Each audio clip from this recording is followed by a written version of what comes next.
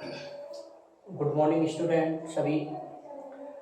जैसा कि आप जानते हैं कि वैश्विक महामारी की वजह से विद्यालय में अध्यापन कराना असंभव है, इसलिए आपको वीडियो के माध्यम से ये वैकल्पिक व्यवस्था के रूप में आपको अध्ययन कराया जा रहा है, जिसमें शिक्षण जो कार्य होता है वो हमेशा ज्ञात से अज्ञात की ओर होता है। इसलिए हम पहले उन चीज़ों का अध्ययन करेंगे जो हम पूर्व की क्लासों में हम पढ़ चुके हैं।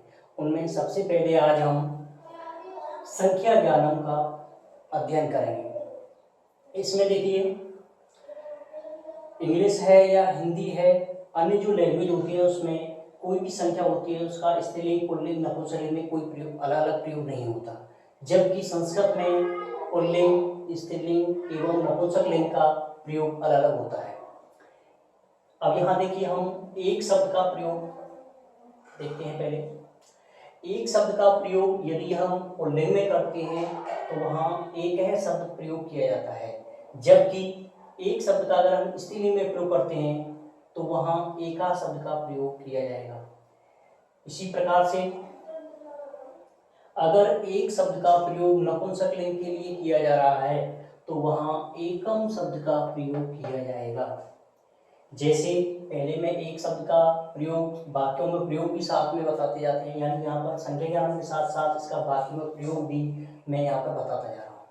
देखिए, अगर मान चलो एक शब्द पुल्लिंग है, इसका हम प्रयोग किस तरीके से करेंगे। जैसे एक बालक है,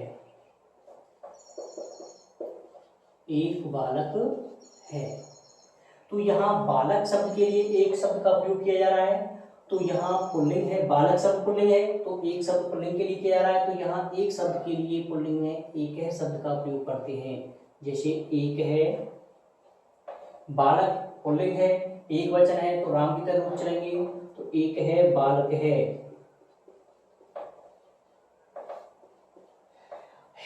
यानी कर्ता एक वचन है तो क्रिया भी एक वचन की आएगी, अस्ति।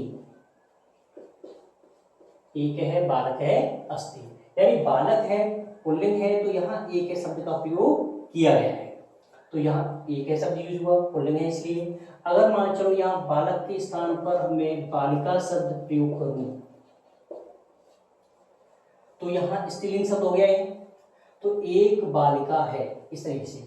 तो अगर बालिका शब्द के लिए एक शब्द प्रयोग कर रहे हैं तो हम यहाँ एक के स्थान पर एका शब्द का प्रयोग करेंगे, क्योंकि ये एक शब्द स्त्रीलिंग के लिए प्रयोग किया गया है। तो एकहा बालिका, एका बालिका अस्ति। इसी प्रकार से अगर एक शब्द हम नपुंसकलिंग में प्रयोग करते हैं तो देखिए, एक पुस्तक है,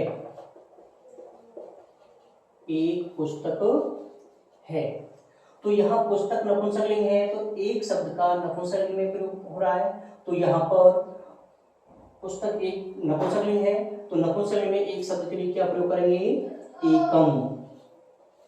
पुस्तक नपुंसकलिंग है तो हल्की तरह रूप चलेंगे, तो पुस्तकम, एकम पुस्तकम अस्ति। इस तरीके से एक चीज यहाँ पर ये ध्यान रखने की चीज, जहां पर भी विसर्ग लगे होते हैं, विसर्ग का उच्चारण हमेशा हा की ध्वनि की तरह होता है। जैसे एक है, एका, एकम, इस तरीके से हम इसका उच्चारण करेंगे। उसी प्रकार से अब देखिए, दो शब्द है,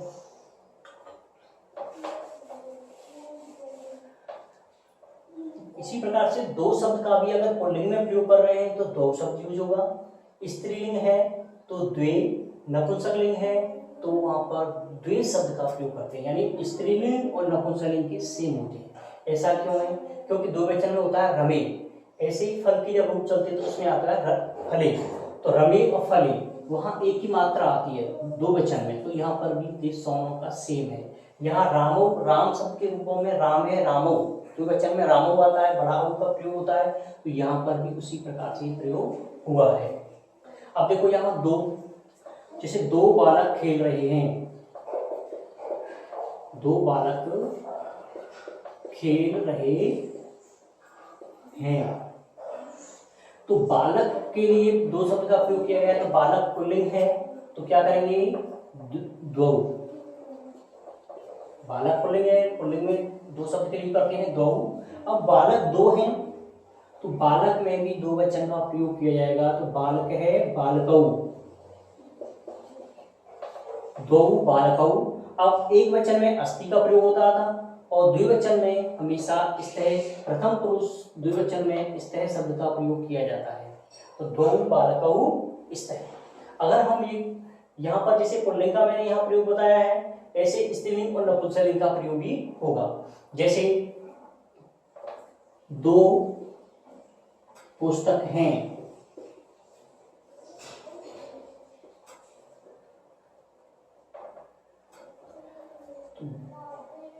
अब पुस्तक नपुंसकलिंग है तो दो शब्द नपुंसकलिंग के लिए करेंगे तो यहाँ पर द्वे शब्द का प्रयोग होता है नपुंसकलिंग में। पुस्तक भी कितनी है, दो है, तो पुस्तक में भी दो वचन का प्रयोग होता है, तो पुस्तकम पुस्तके, द्वे पुस्तके स्तः, द्वे पुस्तके स्तः, इस तरीके से प्रयोग। इसी प्रकार से तीन शब्द का प्रयोग होता है, तो त्रय, तिस्र, त्रीणि, चत्वारः, चतस्र, चत्वारि, यानी तीन शब्द का प्रयोग अगर पुल्लिंग में कर रहे हैं तो त्रय, त्रयः, स्त्रीलिंग में करते हैं तो तिस्र है, नपुंसकलिंग में करते हैं तो त्रीणि शब्द का यूज किया जाएगा। इसी प्रकार से चार शब्द का अगर पुल्लिंग में है तो चत्वारः है, स्त्रीलिंग में करेंगे तो चतस्र है, और नपुंसकलिंग में अगर चार शब्द का प्रयोग करना है तो वहां चत्वारि शब्द का प्रयोग किया जाएगा। इस प्रकार से एक दो एग्जाम्पल और देखते हैं। देखिए जैसे चार अध्यापिकाएं हैं,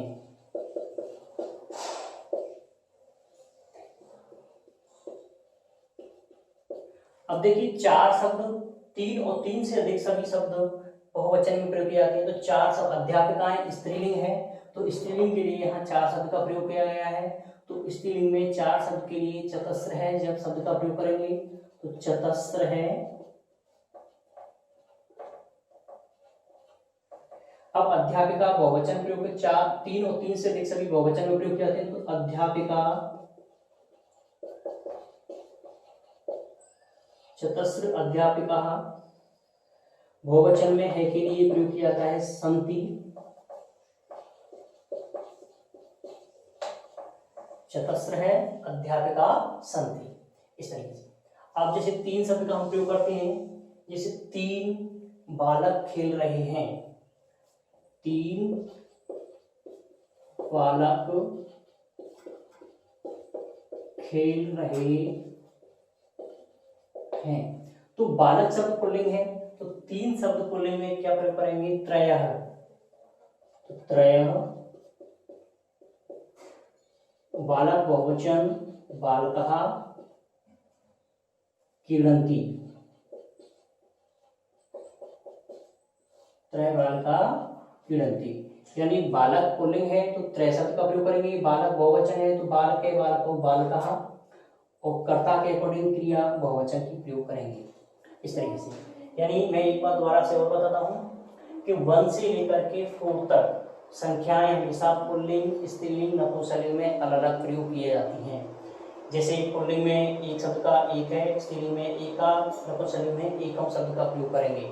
उसी प्रकार से 2, 3 और 4 का अलग अलग प्रयोग किया जाता है, स्त्रीलिंग, पुल्लिंग, नपुंसकलिंग।